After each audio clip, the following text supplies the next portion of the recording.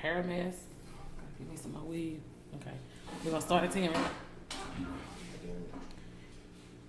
It's your girl, Candy K. Lynn. And your boy, Shaw Town Shaw. And we're back. So we're going to go ahead and wrap up this segment of Kanye. And we talked about validation. For those of you who are just coming into this segment, validation is a reminder for African Americans that you are still an N-word. And I feel like for Kanye, what I dissected in the interview was that he was seeking validation. In validation, it was he had competition around him. There were other artists that are just as hot or bigger that have become bigger than him in that moment. And no matter how hard he tries to forget that he is black, the world continues to remind him. That's fashion, even to the fact that the teacher told Northwest that mommy is white and daddy is black. Your kids, you're forgetting to tell them that they're black because all of these entertainers, because they've been accepted publicly, you think that you're not black. That's what I took from it. I don't know. Just me personally, it's so many people that now in life, and so many people that now see what's going on. But for me, at like 6, couldn't no man call me a boy. Couldn't nobody call me a boy. Because I knew that's what the slave masters called African Americans to downgrade them. Hey, boy, come here. It's a grown man. This man 30. He got a whole family. But where did you learn boy, that? Shut up, boy. Where did you learn that? 40. My fault. 40. Huh? Where did you learn that? Roots, maybe. At home, for sure. At 6, you watch... I don't know what age we watch Roots. I know my mama is black. Pro-black. Black everything. What year did Roots come out? I don't know. It's 1970 something. Chuck G, can you research that when Roots came out? And he said he was like 6. He probably was. Because she did make us watch the... My mama is a black woman. So you didn't need validation. Nah, man, look. I don't even need black people to validate me. But I rock with y'all. But not them N-words. Not them people who don't want to do better, don't want to learn. But I don't need nobody to tell me I'm black. When Roots came out? Roots came out 1970. 1970. And when did we see it on television? Mama and them had it on. We had it on tapes. What you talking about? Did we have it on tape? Well, we had a whole collection. We had the Roots collection. We had Kunta holding up on them chains. That was the first Black Panther. Yeah. What's your name? But Kunta. But remember, those are lessons where we sometimes seem like we are being elitist or entitled because I have a name issue.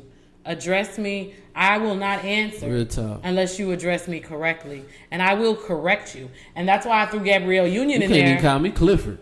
If you call me Clifford, I'm gonna tell you don't call me that. My name Cliff Shaw. I'm very particular on that. Now in my job, the Hispanic people have called Cliffordy. That just sound a whole lot more player. It's one of those situations for me where I remember watching the assimilation take place with Kunta Kinte. And that was the reality for me. When you start calling people by a different name, that is being disrespectful. That is the quickest way to try and make a person feel small. True. And less than. And you will not call me anything but what my name is. I don't care who you are. You could be the president of the United States. You shall be corrected. And I think that those are lessons that we need to teach our kids. And that's the reason why I brought Gabrielle Union into the mix, because in the process of reading her book, that's one of the things she said. She was taught not to correct people. Mm-hmm. So she grew up with this idea that it was okay for people to say certain things and do certain things because you weren't supposed to correct them. Oh, no. I will correct you. I don't care who you are. Sure. You will call me nothing but my name, because in my mind, that's how you assimilate me. Mm-hmm. That's how you begin to disrespect me, because the storyline of Kunta Kinte were these stories that people miss what they are about. I don't need you to validate me. No. I can be in all settings, but at the end of the day, I am African American. I was good before I got here. You know what I'm saying? It is what it is. That's the, and people need to understand, your kids, Kanye, it doesn't matter how much money you make, your kids are still black. Man. It does not matter that African American men go get with women that are not African American First to thing lighten their every- bloodlines is what I've read here recently. I ain't trying to light my That's bloodline. what they I do just for want the to see what a future. hybrid look like. Let's be honest. As a black man, it don't matter what you do in this world. You still gonna be a black man. No matter how much money you amass, they still go behind your back. Man, that N-word sure is something. And try and take it. But for me, as long as you put exceptional before, with white people, they put it, that's an exceptional nigga. I take that. That's the only way you can address me. That's the only way you can address me outside of my name is you put exceptional in front of me. But if you calling me exceptional, then you know I'm better than you. Well, here's the thing, and most people aren't going to admit that. And to me, it's not a pissing match. I'm not. You know, and that's where the competition comes in. For me, it's not a pissing match. We do the podcast because this is what I love. I ain't in competition we with may nobody. never amass the great followings as another show. That has nothing to do with what I am doing right now in my lane for me. True. Do you understand what I'm saying? Yeah. So sometimes when people get an NAACP award but they want an Oscar, or they get a BET award and they wanted the Grammy, if you sell millions and the very people who help put you on are the very people that you disrespect, ask O.J. Simpson. Those will be the very people that you need at the end. That's it now. At the end when it's time to go to war. Now look, you We're talking the about ones who are going to stand for but you. see those trophies. See, for me, I could care less about that. Now, you talking about a Larry O'Brien? Now that means something because it was you versus somebody else, and you had to earn that. You know what I'm Explain saying? to people what a Larry O'Brien is. Larry O'Brien is the NBA playoff trophy. That is the trophy you get when you win the NBA finals. All right, that means you had to lead your team to get somebody else. The Academy Awards, the Grammys, that's voting. That don't necessarily the best probably never win. But for the Larry O'Brien, that's the trophy I want. Man, they win 6 or 7 Grammys in one night. Man, don't pop Kanye champagne. has 21 and he's Man, they don't pop- still looking looking for- for validation.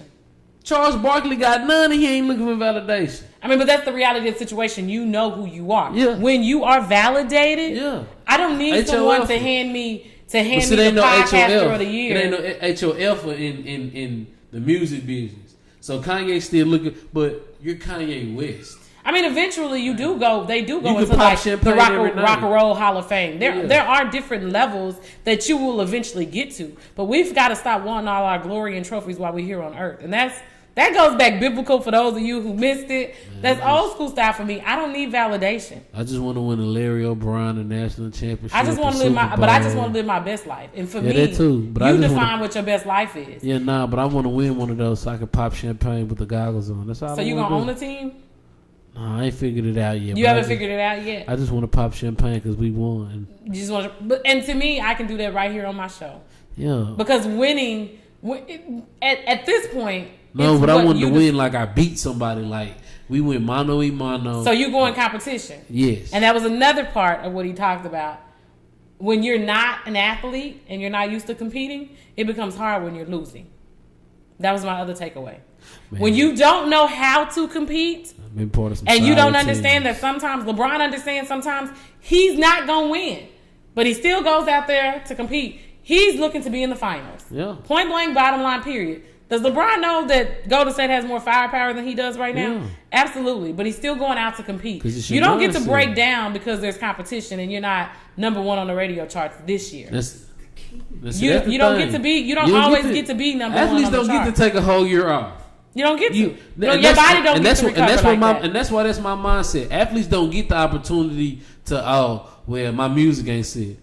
When LeBron had bad nights, every other NBA player, you had bad nights, they coming for you. So that's my thing. Like this is just a part of the game for Kanye. He gonna be okay. He just wanted the attention, But he has to understand. he took that. a whole year off because he was high on drugs. NFL players get high every day and they still compete. What I seen Matt Barnes, Tino Mobley. They are used to competing. And that's the thing with athletes. That's the thing with Hey, leadership. I got the Kobe Bean mindset. I ain't trying to be friends. You're not trying to be I ain't friends. trying to but talk to you. Kobe I is just a want me and my what? teammates to win. Kobe is a what? A competitor. Yeah. He's been a competitor his entire life because his father was a competitor. When you are an athlete, you learn that early. He's a rapper. Yeah. Kanye ain't played no sports that he was. And Kanye, Kanye beat the me up rapper if that I'm trying to be wrong, friends with but Kanye, everybody. I ain't just seeing you being no hell of an athlete and you lining up every time. And that to me goes back into the thing that I'm having at work with leadership. Kanye probably You cold in cannot create foosball. a leader. And Kanye needs a leader that's going to lead his team. You also got to have a coach that knows how to get you to the championship. Yeah. So when you break up, as Chuck G and I talked about off-site, when you have albums like College Dropout, Late Registration, and Graduation that are 3 back-to-back classic albums that you drop within 2 and 3 years together, but you break up with the leader, take that. What do you think is going to happen? You break up with Phil Jackson and you got to go play for Van Gundy. You may not get back to the championship. Dang. Jeff Van.